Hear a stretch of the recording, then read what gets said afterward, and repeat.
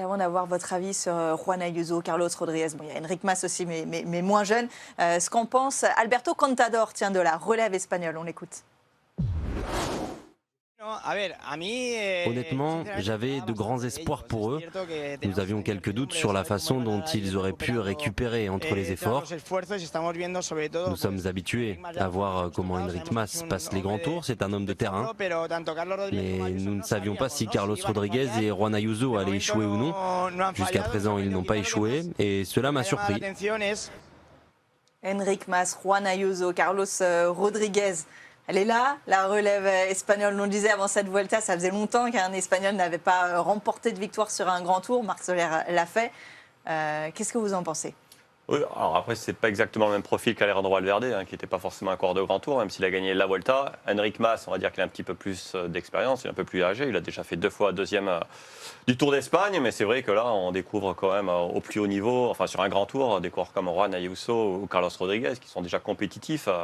Juan Ayuso il va avoir 20 ans là, dans quelques jours, c'est quand même énorme ce qu'il réalise.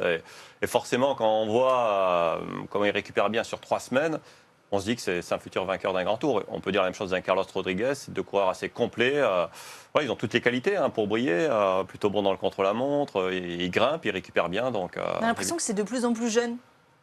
Qui sont ouais, de plus en plus jeunes et ils arrivent à performer sur les grands tours alors qu'ils sont très très jeunes, quoi. Ouais, après en France, des profils comme Ayuso ou Carlos Rodriguez au même âge, bon, je ne sais pas si on a vraiment des coureurs comme eux. Bon, après on attend, il y en a d'autres qui vont passer pro bientôt ou qu'on attend beaucoup, mais là quand même ils ont une sacrée bonne génération, je trouve. C'est la chance de cette Espagne. Alors on parle de Bala, les 2 que vous avez cités, Rodriguez et Ayuso, il peut faire mieux que Bala, puisque Alejandro Valverde n'a gagné qu'un grand tour. Finalement, c'est la Vuelta, il a une irrégularité incroyable sur les grands tours.